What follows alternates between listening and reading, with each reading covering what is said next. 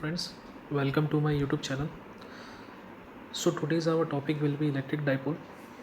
हम लोग electric dipole इस शब्द पे थोड़ा सा कंसिडर करते हैं। यहाँ पर लिखा हुआ है डाइपोल, इसका मतलब दो पोल्स है। दो पोल है, इसका मतलब अपोजिट वैल्यूज़ के होंगे। तो यहाँ पर एक पोल प्लस का हो गया, एक माइनस का हो गया। लेकिन हम लोग यहाँ पर इलेक्ट्रिक की बात करें, इसको we will consider the charges plus Q and minus Q. जब इनको एक स्मॉल डिस्टेंस पर सेपरेट किया जाता है तो ये कहलाता है इलेक्ट्रिक डाइपोल। जैसे यहाँ पर हमने इन दोनों के बीच का डिस्टेंस लिखा है 2a। इसका जो सेंटर होता है वो पॉइंट कहलाता है, that is known as centre of the dipole. तो यदि हम लोग टोटल चार्ज की बात करें डाइपोल की, तो टोटल चार्ज की बात करेंगे तो आप बड़ा सिंपल सा केस है कि माइनस क्यू प्लस क्यू हमको कितना मिलेगा, रिजल्ट में 0 मिलने वाला है। तो इसका मतलब ये नहीं है कि जो फील्ड इलेक्ट्रिक डाइपोल की वजह से है वो हमारा 0 हो जाता है। अभी एमोनिया है, वाटर है, बहुत सारे ऐसे मॉलिक्यूल्स होते हैं जो कि एक इलेक्ट्रिक डाइपोल के एग्जाम्पल है। जैसे एक छोटा सा एग्जाम्पल मैं आपको बताना चाहता हूँ। जैसा मैंने आपको बोला था कि पॉजिटिव और नेगेटिव चार्जेस होते हैं और वो दोनों सेपरेट होते हैं किसी डिस्टेंस को लेकर। तो मैं एक छोटा सा एग्जाम्पल आपके सामने प्रेजेंट करना चाहता हूँ, that is for the water. तो यहाँ पर आपने ऑब्जर्व किया होगा कि सेंटर जो होता है वो हमारा ओ हो गया, ऑक्सीजन, जो कि क्या होता है, नेगेटिवली चार्ज है। और यहाँ पर हमारे पास में दूसरा जो मॉलिक्यूल हो गए, दूसरे दो मॉलिक्यूल्स हो गए, वो एच के हो गए, जो कि हमारे पॉजिटिव चार्ज होते हैं। तो जैसा कि मैंने आपको बोला था, they are separated by distance. तो यहाँ से देखिए, यहाँ तक ये हो गया और यहाँ से लेकर यहाँ तक ये हो गया। तो जो ये वाला डिस्टेंस, जो ये वाला डायरेक्शन है, ये आपको दिखाता है डाइपोल मूवमेंट। अभी हमारे सामने एक नया, अब यहाँ पर अगर आप लोग देखेंगे तो यहाँ पर जो डाइपोल मूवमेंट जो है वो कहाँ से कहाँ तक रिप्रेजेंट कर रहा है, from minus Q two plus Q. तो यहाँ पर एक डाइपोल मूवमेंट करके एक नया वर्डिंग्स आया है हमारे पास में। तो डाइपोल मूवमेंट है क्या आखिर, ठीक है, डाइपोल मूवमेंट क्या होता है। तो हम लोग देखते हैं, जैसा कि हमने रिप्रेजेंट किया था कि dipole movement is represented by this P, and since it is a vector quantity, so basically ये मेज़र करता है इलेक्ट्रिक डाइपोल की स्ट्रेंथ को। इलेक्ट्रिक डाइपोल की स्ट्रेंथ को मेज़र करने का काम जो है वो आपका डाइपोल मूवमेंट करता है।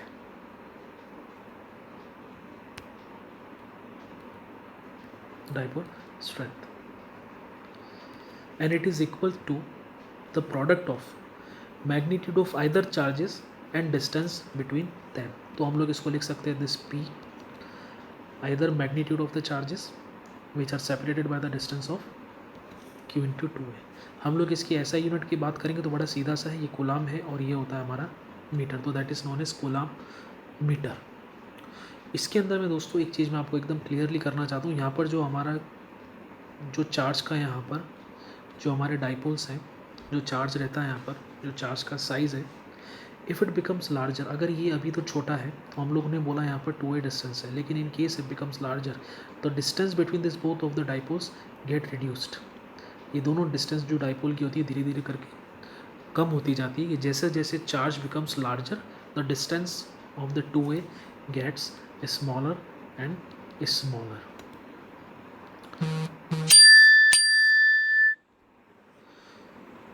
सो we get what is called, अगर हम लोग इसको स्मॉलर, इसलिए हम लोग generally to obtain the ideal dipole we always keep the size of the charge smaller as much as possible, so that we can get the ideal dipole. Almost we can say no size, अगर ideal dipole की बात की जाए तो we can say no size of that. अभी physical significance क्या है electric dipole का, तो फिजिकल सिग्निफिकेंस जो इलेक्ट्रिक डाइपोल का है, जैसा कि नाम नाम हमको सिग्निफाई करता है कि इलेक्ट्रिक डाइपोल है, तो ऑब्वियसली इलेक्ट्रिकल फिनोमिना जो कि मैटर के अंदर में हमको कोई भी कंसीडर करना होता है, तो उस समय हमको इलेक्ट्रिक डाइपोल्स को कंसीडर करना पड़ता है, क्योंकि हमें मालूम है कि कोई भी मैटर जो होता है वो इक्वल नंबर ऑफ पॉजिटिव और नेगेटिव चार्ज का बना होता है और इलेक्ट्रिकली वो न्यूट्रल भी होता है। अभी यहाँ पर हमारे पास में इसी केस में दो क्लासिफिकेशन आते हैं। एक हमारे पास में होता है नॉन पोलर मॉलिक्यूल, एक होता है हमारे पास में पोलर मॉलिक्यूल। अगर हम लोग नॉन पोलर मॉलिक्यूल की बात करें तो हम लोग यहाँ पर एग्जांपल लेंगे H2 का, और अगर हम लोग पोलर मॉलिक्यूल की बात करें तो यहाँ पर एग्जांपल लेंगे HCl का। मैं इसका डायग्राम बना के दिखाता हूँ सर आपको। ये दो मॉलिक्यूल है हमारे पास में, दैट इज़ नॉन पोलर, और ये हमारे पास में पोलर मॉलिक्यूल है जिसमें एक H है और एक मेरा Cl। हालांकि इसके अंदर में हमारे प्लस प्लस और ये Cl है, यहाँ पर हमारे पास H2 मॉलिक्यूल, ये भी एक H का मॉलिक्यूल, ये भी एक H का यहाँ पर मॉलिक्यूल है। तो इसे हमने बोला नॉन पोलर मॉलिक्यूल। अब नॉन पोलर मॉलिक्यूल क्या है? इफ़ द सेंटर, इसका जो सेंटर होता है, centre of the mass of positive charges coincides with the centre of mass of negative charges. जो सेंटर ऑफ मास है पॉजिटिव चार्जेस का, यदि ये कोइंसाइड करता है with the charge of the negative masses, then we called as a non polar molecule. ठीक है। और अगर हम लोग पोलर मॉलिक्यूल की बात करें तो यहाँ पर जो सेंटर ऑफ मास होता है पॉजिटिव चार्जेस का, वो कभी भी नेगेटिव चार्जेस के साथ में कोइंसाइड नहीं करता है। मैं आपको एक बड़ा सीधा सा एक सिंपल सा एग्जांपल बता दूँ थोड़ा और क्लियरली नॉन पोलर मॉलिक्यूल का। इसका अरेंजमेंट कैसे होता है, ये इस तरीके से होता है, plus and minus, plus and minus, इस तरीके से इसका अरेंजमेंट होता है। और अगर पोलर मॉलिक्यूल के अरेंजमेंट्स की बात करें हम लोग, तो पोलर मॉलिक्यूल का अरेंजमेंट किस तरीके से होता है, इस तरीके से होता है। सी, ये सब रैंडमली ओरिएंटेड होते हैं। तो हम लोग इफेक्ट चेक करते हैं इलेक्ट्रिक फील्ड की वजह से। जब एक्सटर्नल इलेक्ट्रिक फील्ड इन पर अप्लाई किया जाता है तो ये किस तरीके से बिहेव करते हैं उसका हम लोग थोड़ा सा डिटेल जान लेते हैं। In the absence of the external electric field, अगर हम लोग एक्सटर्नल इलेक्ट्रिक फील्ड अप्लाई नहीं करते हैं तो जो डाइपोल मोमेंट होता है डिफरेंट मॉलिक्यूल्स का, वो रैंडमली ओरिएंटेड होता है। जैसा कि मैं आपसे बात कर रहा हूँ, पोलर मॉलिक्यूल की बात कर रहा हूँ यहाँ पर। पोलर मॉलिक्यूल के अंदर में कैसा रहता है डाइपोल मोमेंट, ये देखिए आप। जब हम लोग इलेक्ट्रिक फील्ड अप्लाई नहीं कर रहे हैं एक्सटर्नल इलेक्ट्रिक फील्ड, तो डाइपोल मोमेंट कुछ इस तरह से ओरिएंटेड रहता है, when electric field is equals to 0. But when electric field is applied, so what happens during that time, they get aligned along the electric field. जैसे electric field मैंने apply किया है यहाँ पर, तो ये सब क्या करते हैं, they get aligned to the same direction to that of an electric field, जैसे कि इस तरीके से। अब ये सब सीधे हो जाएंगे। इससे पहले ये सब रैंडमली ओरिएंटेड थे, लेकिन अभी ये लोग सब इलेक्ट्रिक फील्ड की दिशा के अंदर में डायरेक्ट हो जाते हैं। ये हमारा होता है पोलर मॉलिक्यूल का under the impact of the external electric field. No, यदि ये मेरा पोलर मॉलिक्यूल की बात हो गई थी। यदि मैं नॉन पोलर मॉलिक्यूल की बात करता हूँ यहाँ पर, तो नॉन पोलर मॉलिक्यूल के केस में क्या होता है, जनरली उनका अरेंजमेंट कुछ इस प्रकार का होता है जब उन पर एक्सटर्नल इलेक्ट्रिक फील्ड अप्लाई नहीं करता। लेकिन फ़र्क समझिएगा, यहाँ पर जितने भी जो मॉलिक्यूल्स थे they were aligned in the direction of electric field, लेकिन यहाँ पर जितने भी जो हमारे मॉलिक्यूल्स होते हैं positive and negative charges, they get displaced in the opposite direction. ये जो होते हैं ये डिस्प्लेस्ड हो जाते हैं under the effect of external electric field, but in the opposite direction. कैसे, मैं बता देता हूँ आपको। देखिएगा, ये स्ट्रेच होते हैं, मैंने अभी एक वर्ड यूज़ किया यहाँ पर, देखिए displaced in the opposite direction. कैसे, इस तरीके से they get displaced in the opposite direction under the effect of magnetic field। पहले इनका बिहेवियर इस तरीके से था। नाउ अभी ये देखिएगा आप, ये दोनों आपस में सेपरेट हो चुके हैं under the effect, and they are in opposite direction to electric magnetic field. यदि अगर आपने इलेक्ट्रिक फील्ड इस तरीके से लगाया तो they will attempt in the opposite direction. So external electric field जो होता है कुछ ना कुछ डाइपोल मूवमेंट को इंड्यूस करता है इन the direction of the field, and the induced dipole moments of the different molecules in the sample add up vectorically to produce the total dipole moment। यहाँ पर vectorically addition होता है ताकि हम लोग total dipole moment को निकाल सकें। सो ये था हमारा फिजिकल सिग्निफिकेंस जो इलेक्ट्रिक डाइपोल का था। नाउ अब हम लोग यहाँ पर पढ़ने वाले हैं एक नया टॉपिक जिसका नाम है field intensity. Field intensity on axial line of dipole. अब एक्सियल लाइन मतलब क्या हो गया, ऑब्वियसली एक सिंपल स्ट्रेट लाइन हम लोग बना देते हैं, एक सिंपल सी स्ट्रेट लाइन। यहाँ पर हम लोग इलेक्ट्रिक डाइपोल को ही कंसीडर करने वाले हैं, जैसा कि मैंने आपको प्रीवियस एग्जांपल्स में बताया था। यहाँ पर कंसीडर कीजिए ए और बी है, one is having a negative charge, other one is having a positive charge. It is known as centre of dipole and they are separated by the distance of 2a। It means ये A होगा और ये भी हमारा A ही होने वाला है।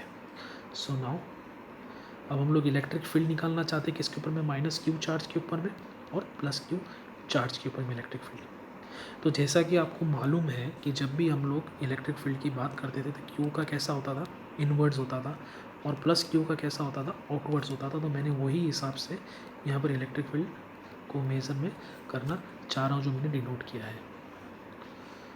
So now मुझे क्या करना है, मुझे इलेक्ट्रिक फील्ड इंटेंसिटी निकालना है at the point P due to the minus Q and electric field intensity due to the plus Q at the point P।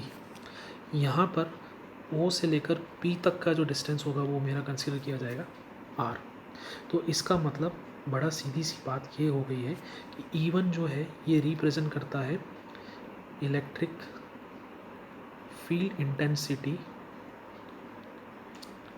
Due to minus Q, और E2 जो है वो इलेक्ट्रिक फील्ड इंटेंसिटी किसकी वजह से, plus Q की वजह से। और हमें किस पर निकालनी है, एट द पॉइंट P पर निकालनी है। ठीक है, एकदम सिंपल सा क्लियर एग्जांपल हो गया। अब मैं इलेक्ट्रिक फील्ड इंटेंसिटी निकाल कर आपको बताता हूँ। उससे पहले मैं आपको बता दूं कि हमें A से लेकर P तक का डिस्टेंस कितना होगा। यहाँ पर मैं क्लियरली बोल देता हूँ, A से लेकर P तक की अगर डिस्टेंस की हम लोग बात करते हैं तो देखिए A से लेकर P तक का, यहाँ से लेकर यहाँ तक का डिस्टेंस A है तो A plus R, see it is A plus R we can write. और अगर मैं B से लेकर P तक के डिस्टेंस की बात करूँगा यहाँ पर, तो मुझे मालूम है कि B से लेकर P तक का जो डिस्टेंस मेरा कंसिडर होगा वो कितना होगा, R माइनस ए। अब कैसे कंसिडर हुआ, टोटल कितना है हमारा OP, और अगर उसमें से मैं BP को, अगर मैं उसमें से OB को माइनस कर देता हूँ, तो मुझको BP मिल जाएगा। टोटल R में से मेरे को सिर्फ A को यहाँ पर माइनस करना है, तो रेस्ट ऑफ द पॉइंट मुझे BP R माइनस A मिल जाएगा, तो जिसको मैं लिखूँगा R minus A। So now electric field intensity due to charge minus Q at point P, तो मैं इसे लिख सकता हूँ इस तरीके से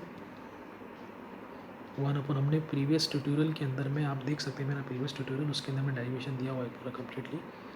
ये फॉर्मूला इस तरीके से लिखेंगे हम लोग, दैट इज़ मैंने आपको पहले भी बताया था कि E is equals to F/Q होता है, मेरे प्रीवियस ट्यूटोरियल्स के अंदर में दिया हुआ है। उसकी वजह से एक चार्ज हमें कम मिल रहा है यहाँ पर, जबकि हम लोग कूलम्ब्स लॉ के हिसाब से एक बड़ा चार्ज इस तरीके से लेते थे। तो उसकी जगह पर जैसे ही वो F के नीचे यहाँ पर Q लग जाता है, यहाँ से हटकर, तो इलेक्ट्रिक फील्ड इंटेंसिटी बन जाती है। Is it clear? So now यहाँ पर हम लिखेंगे 1/4 pi epsilon Q upon AP की जगह पे लिखूँगा मैं R प्लस A का whole square, that is my first equation. Now electric field intensity due to plus Q at P, हम उसको लिख सकते हैं E2 is equals to 1/4 pi epsilon Q upon BP square, so that is equals to 1/4 pi epsilon Q upon R minus A का whole square, that is my second equation. अगर मैं यहाँ पर देखूँगा तो मैंने एक चीज़ ऑब्जर्व करी थी, जो E था यहाँ पर जो एक मेरा E1 था और ये मेरा E2 था, they were both in opposite directions, fine. So देखिए यहाँ पर सेंटर P था, तो मैं इसका मतलब सिंस E1 और E2 दोनों ही collinear, they are lying on the same line, but their direction is in opposite. So what we can do, E1 is E2 is greater than this value, obviously since they both are in opposite directions, तो E2 is greater than this। तो हम लोग जो इसका resultant field निकालेंगे वो किस तरीके से निकालेंगे, it means there will be a difference in between both of the electric fields, so difference will be calculated as like this, that is E2 minus E1। so now here is equals to, मैं यहाँ पर इसका value substitute कर देता हूँ 1/4 pi epsilon Q को मैं बाहर कॉमन निकाल देता हूँ, तो rest of the thing is that के अंदर रिमेनिंग क्या हो जाएगा, ये वैल्यू बचेगी अंदर की साइड में। मैंने यहाँ पर Q को बाहर निकाल दिया है। So now E is equals to Q/4 pi epsilon. So now here मैं इन दोनों ब्रैकेट्स को सॉल्व कर लेता हूँ, तो मुझे क्या मिलने वाला है, सी ये A माइनस बी और ये A प्लस बी का फॉर्मूला लगा देंगे, तो हम लोग ऐसा लिख सकते हैं इसको R² माइनस A स्क्वायर उसका होल स्क्वायर। यहाँ पर हमारा लग जाएगा R प्लस A का whole square minus R minus A का होल स्क्वायर। इसको हम लोग एक्सपांड कर लेते हैं आगे की तरफ से, तो 4/पाई epsilon, that is R² plus of 2AR minus of plus of R² minus R² plus of 2AR minus of A square upon R² minus A square. Here आप इधर देखेंगे कि इधर ये और ये वैल्यू अपोजिट्स है तो ऑब्वियसली कैंसिल हो जानी है सभी वैल्यू। तो ई का जो वैल्यू मुझे मिल जाना है यहाँ पर वो क्या मिल जाना है, Q upon 4πε multiplied 2ar 4ar obviously upon R square minus A square का होल स्क्वायर। ठीक है, तो इसका मतलब ये हो गया कि इलेक्ट्रिक फील्ड इंटेंसिटी जो मुझे मिला है उसको मैं कुछ इस प्रकार से रिप्रेजेंट कर सकता हूँ, 2a into 2r upon 4πε R square minus A square that is whole square. यहाँ पर q इंटू 2a, जैसा कि आपको मालूम है ये डाइपोल मोमेंट का फॉर्मूला होता है, तो मैं ऐसा लिख सकता हूँ इसके बदले में, so that is p upon 4πε dot, जो रिमेनिंग क्वांटिटी उसको ऐसा लिख दूँ मैं R square minus A square. जैसा कि मैंने आपको पहले भी बताया था कि यहाँ पर जो हमारा r होता है that is very much greater in comparison to 2 है ऑब्वियसली, जो हमारा डिस्टेंस है वो, तो हम लोग r जो है यहाँ पर वो उससे ज़्यादा बिग है, हमने डायग्राम में भी हम लोग देख सकते हैं, it's longer in length. So what will do, we will just neglect this value. तो अल्टीमेटली मेरे पास क्या बच जाना है इसकी वजह से, upon 4πε multiplied 2r upon R की पावर 4। सी आर स्क्वायर ये कट गया मेरा, तो आर की पावर 4 रहेगा, ये और यहाँ से यहाँ कटेगा तो आर क्यूब लगेगा। तो इसका मतलब मेरा फाइनली जो रिजल्ट मिलेगा मुझे वो ये मिलने वाला है 4πε आर क्यूब। इसके अंदर में मैंने एक रिजल्ट को इस रिजल्ट को मैंने ऑब्जर्व ये किया है कि it is inversely proportional to the R cube. That is the final result which I have got over here. Now इसी के बाद सेकंड पॉइंट जो कि है, ये भी बड़ा ही इम्पोर्टेंट पॉइंट है, फील्ड इंटेंसिटी ऑन इक्वेटोरियल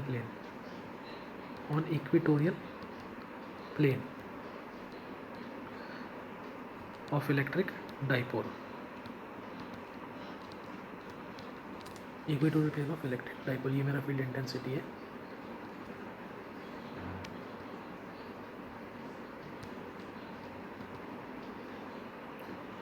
सो सबसे पहले हम लोग इसका डायग्राम बनाते हैं, फिर उसको मैग्नीफाई करते हैं।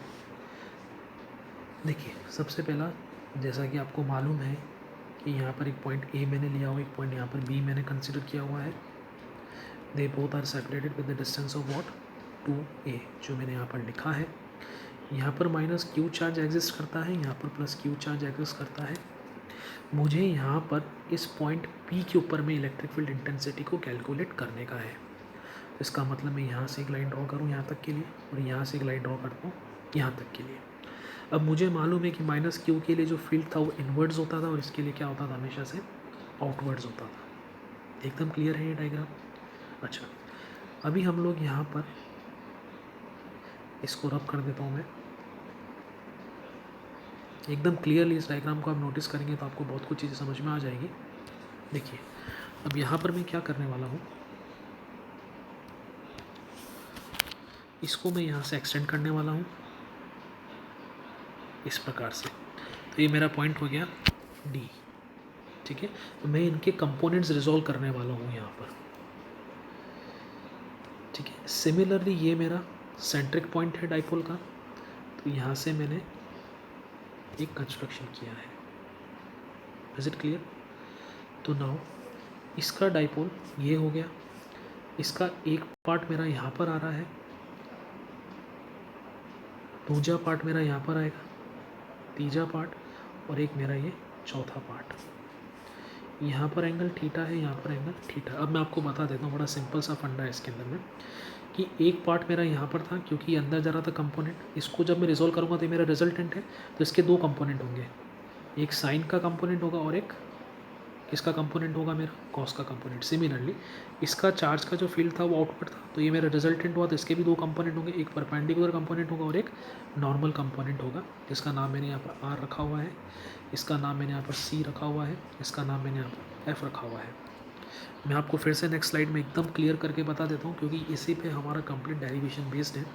सी यहाँ पर हमने क्या किया था कि ये डी पॉइंट था, तो वहाँ तक हमारा कंपोनेंट, ये जो कंपोनेंट था हमारा, ये प्लस क्यू की वजह से आ रहा था, तो इसका मतलब ये रिजल्टेंट है, तो इसका मतलब एक इसका साइन की फॉर्म में होगा और एक इसका कॉस की फॉर्म में कंपोनेंट होगा। ठीक है। सिमिलर यहाँ पर हमारा जो कंपोनेंट एक था वो हमारा नेगेटिव चार्ज की वजह से आ रहा था, तो ये रिजल्टेंट है, तो इसका एक कंपोनेंट ये हो गया और इसका कंपोनेंट यहाँ पर ये हो गया। इसका मतलब ये हमारा थीटा, ये हमारा थीटा, ये हमारा इलेक्ट्रिक फील्ड इंटेंसिटी जो हम लोग चार्ज प्लस क्यू की वजह से कंसिडर कर रहे हैं वो कितनी है, ई 2 है, और माइनस की वजह से ई 1 है। ओके, सो इसका मतलब ये हो गया कि अगर मैं अपर कंपोनेंट की बात करूँगा तो यहाँ पर साइन थीटा बनने वाला है, और यहाँ की बात करूँगा तो मतलब मेरा यहाँ पर बनने वाला है कॉस थीटा। ये भी कॉस थीटा का कंपोनेंट होगा, ये भी साइन थीटा का कंपोनेंट होने वाला है अभी हमारा। ठीक है, तो इसका मतलब ये हो गया कि ये मेरा जो कंपोनेंट हो गया E2 का हो गया, ये मेरा E1 का कंपोनेंट। सिमिलरली ये मेरा यहाँ पर जा रहा है, ये मेरा यहाँ पर जा रहा है। इसका मतलब ये जो कंपोनेंट हुआ ये भी मेरा किसका हुआ, E2 का कंपोनेंट, और ये मेरा E1 का कंपोनेंट। आप लोगों ने रिजोल्यूशंस ऑफ द वेक्टर को एकदम ढंग से पढ़ा ही होगा प्रीवियस क्लासेस के अंदर में, नहीं पढ़ा है तो मैं फिर भी एक आपको कंसेप्ट बताना चाहूँगा। यहाँ पर यह सेंटर मान लीजिए O है, ये मेरा कंपोनेंट RX कहलाता है, इसका रिजल्टेंट यहाँ पर ये मिलने वाला है मुझे, और ये मेरा RY कंपोनेंट कहलाता है। मैं एक छोटा सा कंस्ट्रक्शन करता हूँ, तो ये मेरा कितना हो जाएगा, RY हो जाना है। यहाँ पर A लिख देना है मुझे, यहाँ पर मुझे B लिख देना है, और यहाँ मेरा एंगल थीटा बन जाना है। तो इसका मतलब ये हो गया कि यदि मैं साइन थीटा कंपोनेंट को निकालना चाहूँ यहाँ पर, तो कितना होगा साइन थीटा। साइन थीटा बड़ा सिंपल सा कंपोनेंट है, परपेंडिकुलर अपॉन हाइपोटेनस। तो परपेंडिकुलर कितना हो गया, R1, and hypo is what हमारा R, that is what we called as a resultant. तो R का कितना हो गया हमारे पास में, RY sine theta. So similarly अगर हम लोग एक और रिजल्टेंट निकालना चाहेंगे किसकी वजह से, कॉस थीटा की वजह से, तो वो कहलाएगा RX कॉस थीटा। तो हम लोग एक्स एक्सिस के अलोंग हमेशा से कॉस थीटा का यूज़ करते हैं, और along the Y axis we always use the sine theta. तो ये तो थोड़ा कंसेप्चुअल हमारा। अब हम लोग डेरिवेशंस पे आते हैं। Electric field intensity at P due to charge minus Q। So E1 is a vector quantity, so 1 upon 4 pi epsilon dot q upon EP square. Fine, q upon EP square क्यों लिखा, मैं side में diagram बता देता हूँ। यहाँ पर हमारा A था, यहाँ पर B था, यहाँ पर P था।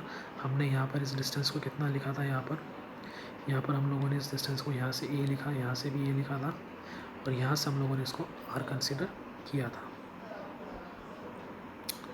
सो हम लोग यहाँ पर EP लिख रहे हैं, तो इसका मतलब हमारा EP कितना हो गया, 1 upon 4 pi epsilon naught dot Q upon EP square, का मतलब हो गया R square plus A square. Similarly electric field at P that is due to the negative charge, तो यहाँ पर कितना होगा नेगेटिव चार्ज की वजह से, E2 is equals to 1 upon 4 pi epsilon naught Q upon R square minus A square. ठीक है, एकदम करेक्ट है। अब जब मैं यहाँ पर आपको कंपोनेंट रिजोल्यूशन का डायग्राम बता रहा था, तो आपने एक चीज़ ऑब्जर्व करी होगी, ये P पॉइंट था और ये हमारा ये वाला पॉइंट था। ये पॉइंट जो आ रहा था, और एक ये पॉइंट आ रहा था हमारा, और एक ये पॉइंट आ रहा था। तो अगर आप देखेंगे तो ये E2 साइन थीटा था, ये E1 साइन थीटा था। Since this both of the points are equal and opposite in direction, तो हम लोग क्या करने वाले, इसको कैंसल आउट कर देंगे। तो इसका मतलब E2 साइन थीटा जो कंपोनेंट होगा वो E1 साइन थीटा हो जाएगा। तो इसकी वजह से कुछ भी फील्ड में चेंज नहीं होने वाला। यहाँ पर हम लोग कंसिडर करेंगे इसको zero, since they both are in opposite directions. So what will do, we will cancel out electric field intensities of both this. Fine. Now second thing यहाँ पर हमको मिला था E2 cos theta and E1 cos theta. So इनका resultant जो होगा वो E bar होगा, दैट विल उसकी E bar is equals to that is E2 cos theta and E1 cos theta. हम लोग दोनों को ऐड कर देंगे। जब हम लोगों ने इसका रिजल्ट को अप्लाई करके देखा था, मैं ज़रा प्रीवियस स्लाइड में जाना चाहूँगा। यहाँ पर प्लस लगेगा, ओके। यहाँ पर आप जब ऑब्जर्व करोगे तो यहाँ पर आपको नज़र आ रहा होगा कि जो E1 का एक्सप्रेशन था पूरा का पूरा, और जो हमारा E2 का एक्सप्रेशन था, वो दोनों ही सेम टू सेम। इसका मतलब we can conclude that E1 is equals to E2। Is it clear? हम लोग कंक्लूड कर सकते हैं कि यहाँ पर E1 is equals to E2। ये हम लोगों ने पिछले एक्सप्रेशन से कंक्लूड किया है। तो हम लोग क्या करने वाले हैं कि रिजल्टेंट इलेक्ट्रिक इंटेंसिटी, रिजल्टेंट जो इलेक्ट्रिक इंटेंसिटी होने वाली है, resultant E will be E bar is equals to, that is E vectorically E1 cos theta plus E2 cos theta. Since E1 and E2 are equal, so we can write E1 cos theta. Is it fine? यहाँ तक आपको clear है?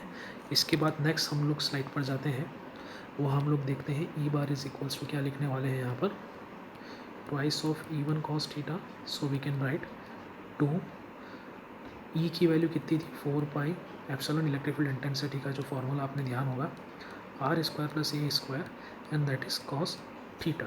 Now हमको यहाँ पर challenge है कि cos theta का हमको फाइंड आउट करना रहेगा। तो कॉस थीटा बड़ा इजीली फाइंड आउट हो जाएगा। हम लोग ने ट्राइंगल बनाया था, उधर में ए था, बी था, यहाँ पर ओ था, ये साइड में आर था, ये साइड में भी हमारा आर था और ये साइड में हमारा क्या था, ए था। तो कॉस थीटा की अगर हम लोग बात करते हैं तो कॉस थीटा का मतलब क्या होता है, तो base upon hypo, what is base here, A, and hypotenuse कितना हो जाएगा, under root of R square plus A square. ठीक है, so now 2q 4 pi epsilon R square plus A square multiplied by cos theta की जगह पे लिख देंगे हम लोग A square plus R square. So finally हम लोग को क्या मिल जाना है यहाँ पर, q into 2a upon 4 pi epsilon R square plus A square that is 3/2। क्योंकि यहाँ पर इसकी पावर 1 है और इसकी पावर अगर हम लोग देखा जाए तो कितनी होती है 1 plus half, that is what we called as 3/2, इसलिए मैंने यहाँ पर 3/2 लिखा हुआ है। Is it clear to you? So now हम लोग को मालूम है कि यहाँ पर जो ये q इंटू 2 है ये क्या होता है, हमारा डाइपोल मोमेंट है। तो फाइनलाइज एक्सप्रेशन हम लोग किस प्रकार से लिखने वाले हैं,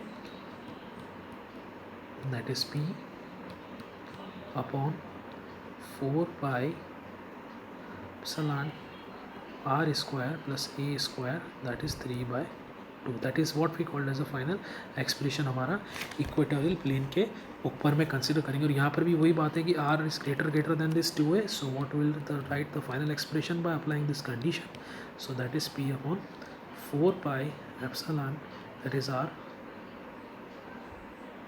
क्यू। क्यों यहाँ पर, क्योंकि यहाँ पर अल्टीमेटली आर स्क्वायर बचा था, उसके ऊपर में 3/2 था, तो 2 से 2 कैंसिल हो जाएगा, तो हमारे पास में आर क्यूब बच जाएगा।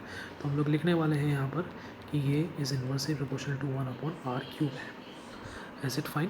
तो यहाँ पर हमें एक चीज़ समझ में आ गई है कि इलेक्ट्रिक फील्ड जो है वो डिस्टेंस पर तो डिपेंड करता ही करता है, but in the case it also depends upon the direction, क्योंकि हम लोग ने यहाँ पर कॉस थीटा एंगल को मेंशन किया था which is denoted by the cos theta. Not only depends on the R but also depends on the angle between the position vector R and that is the dipole moment. ठीक है, तो ये हमारी quantity होती है। तो यहाँ पर हमारा एक्सप्रेशन कंप्लीट होता है। इसके बाद जो है हम लोग एक टॉपिक और पढ़ने वाले हैं जिसका नाम है dipole in uniform 2D, dipole in uniform 2 dimensional. मैं यहाँ पर 2 डायमेंशनल के अंदर में इसको आपको डिस्क्राइब करना चाहता हूँ, 2 डायमेंशनल इलेक्ट्रिक फील्ड। जब यहाँ पर 2 डायमेंशनल इलेक्ट्रिक फील्ड लगाया जाता है तब डाइपोल का क्या बिहेवियर होता है, किस तरह से वो रिएक्ट करता है, वो हमें देख लेना है। सबसे पहले हम लोग इसका डायग्राम बनाने वाले हैं। अगर 2D की बात करी है तो इसका मतलब हमारे पास में एक्स और वाई एक्सिस दोनों ही रहनी है। ठीक है, चलिए डायग्राम पे आते हैं हम लोग। ये हमारा इलेक्ट्रिक फील्ड लाइन्स है, इसमें हम लोग डाइपोल को इस बार प्लेस करने वाले हैं।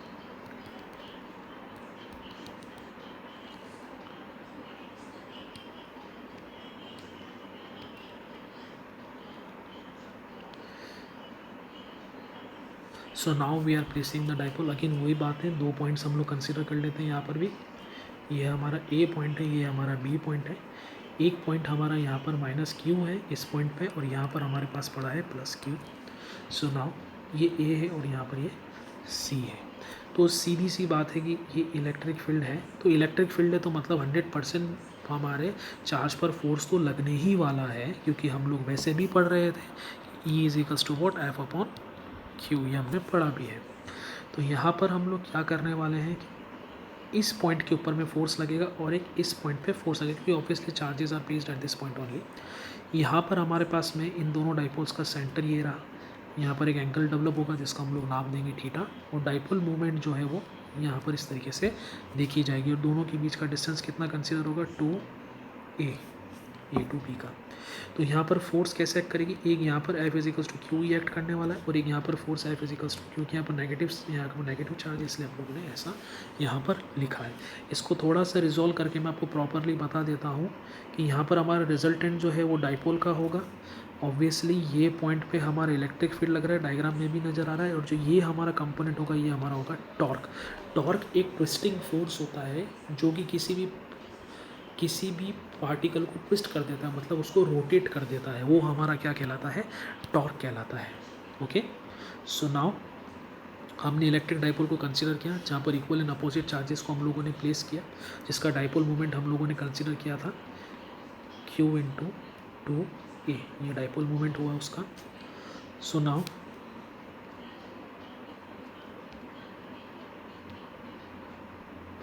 इस तरीके से किया हम लोगों ने। Now let the dipole be held in the external electric field that is E। हम लोगों ने एक्सटर्नल इलेक्ट्रिक फील्ड लगाया इस तरीके से और हम लोगों ने डाइपोल को यहीं पर ही छोड़ दिया, एक माइनस Q और प्लस Q, हम लोगों ने डाइपोल को इस तरीके से कुछ इस प्रकार से यहाँ पर लीव कर दिया। इसका मतलब force will be applied on this charges, obviously when there is electric field obviously a force will be experienced by the charges. So force on charge plus Q at B कितना consider किया जाएगा, F is equals to QE। Similarly, the force on charge minus Q at A will be considered as F is equals to minus of QE। Since the forces जो हैं, अगर हम लोग total force निकालना चाहें, अगर हम लोग नेट फोर्स की बात करें तो नेट फोर्स जो होगा डाइपोल का वो कितना हो जाएगा, QE minus QE that is equals to 0। However, at the forces are equal, unlike and parallel, acting at a different points। कई जगह फोर्सेस इक्वल भी हैं, कई जगह फोर्सेस पैरेलल भी है और कई जगह फोर्सेस अनलाइक भी है। तो इसका मतलब ये होगा they will form a couple. ये जो डाइपोल है कपल फॉर्म करके क्या करेगा, this dipole will be rotated in this anti clockwise direction. जो हमारा डाइपोल जो हमने ऐसे प्लेस किया था इसको एंटी क्लॉकवाइज डायरेक्शन, ये क्या कर जाएगा, हमारा रोटेट कर जाएगा। It means some amount of torque will be generated. अब हमने यहाँ पर पढ़ा था कि ये पॉइंट हमारा क्या था, AC था। तो सिंस AC जो था वो हमारा किसके परपेंडिकुलर था, E के परपेंडिकुलर है। कैसे परपेंडिकुलर है, आपने जब डायग्राम मैंने जब बनाया था यहाँ पर इलेक्ट्रिक फील्ड लिखी थी तो यहाँ पर आपने ऑब्जर्व किया ये जो AC लाइन था ये किसके परपेंडिकुलर था, इलेक्ट्रिक फील्ड के परपेंडिकुलर है, इसलिए मैंने AC is perpendicular to electric field यहाँ पर लिखा है। जो आर्म ऑफ कपल होगी, जो आर्म ऑफ कपल मतलब इन डाइपोल्स का जो कपल होगा उसको हम लोग क्या बोलेंगे, AC बोलेंगे। Is it clear? So now तो हम लोग इसका टॉर्क कैलकुलेट करके देखते हैं। So torque is what, is equals to a twisting force है जो कि किसी भी चीज़ को रोटेट करती है on its axis. So movement of couple, so here what will observe, see एक तो फोर्स होता है और एक हमारा डिस्टेंस होता है। यहाँ पर हमने लिखा AC जो कि हमारा टर्न अप होने वाला है इनटू। अब हम लोग जब AC की बात करते हैं यहाँ पर तो AC था और यहाँ पर हमारा AB था और यहाँ पर सेंटर में हमारा एक एंगल भी बन रहा था। तो अगर हम लोग को इसका sine theta angle find out करना पड़े तो किस तरीके से फाइंड आउट करने वाले, ऑब्वियसली AC है हमारे पास में, ये लेंथ हमें गिवन है और हम लोग ने भी ये माना है कि यहाँ पर भी कितना रहने वाला है, थीटा। तो हम लोग यहाँ पर किस तरीके से लिखेंगे, perpendicular upon hypotenuse. So what perpendicular यहाँ पर हमारे पास में जो मिलेगा वो क्या मिलेगा, सॉरी एंगल हमारा थीटा यहाँ पर है, बाय मिस्टेक मैंने यहाँ पर आपको बोल दिया, प्लीज़ करेक्ट इट। यहाँ पर हमारे पास में एंगल जो है वो थीटा हमारा यहाँ पर है क्योंकि ऑब्वियसली टर्न इस तरह से होने वाला है तो हमारा एंगल यहाँ पर थीटा है, परपेंडिकुलर अपॉन हाइपोटेनस। तो इसका मतलब जो हो गया परपेंडिकुलर हमारा AC हो जाना है और हाइपो हमारा AB हो जाना है। तो AC is equals to what, AB sine theta.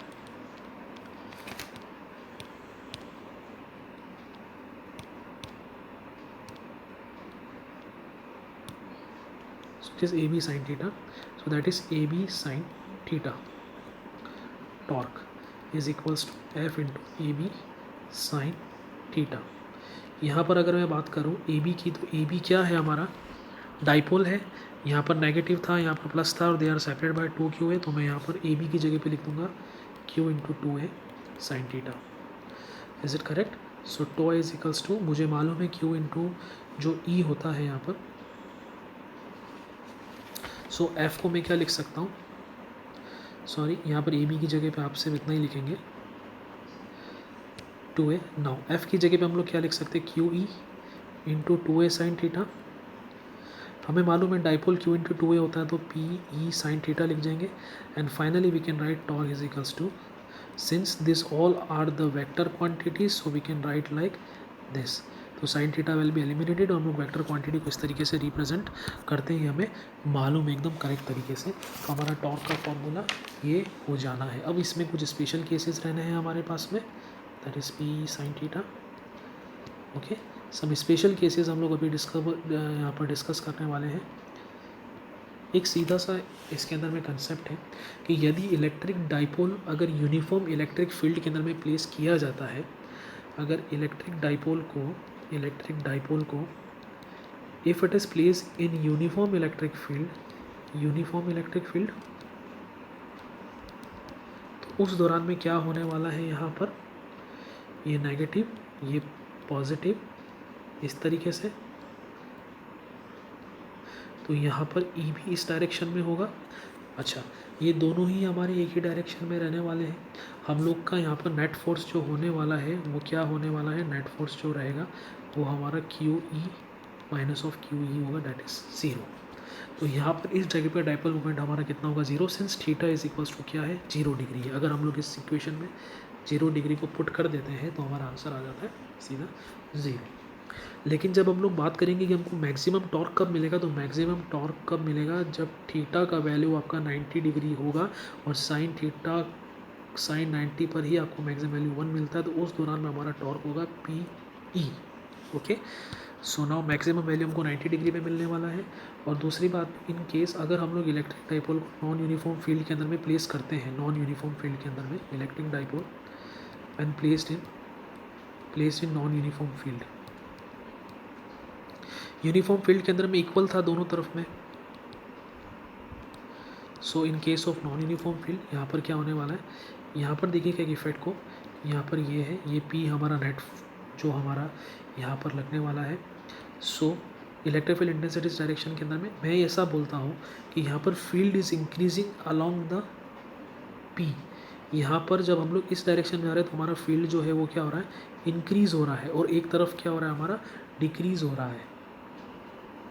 सो इसका मतलब ये हो गया, here the lesser force is experience the more force is experience. During that time net torque भी कितना होगा हमारा, P E sine theta, that is equals to torque, that is P E sine 0।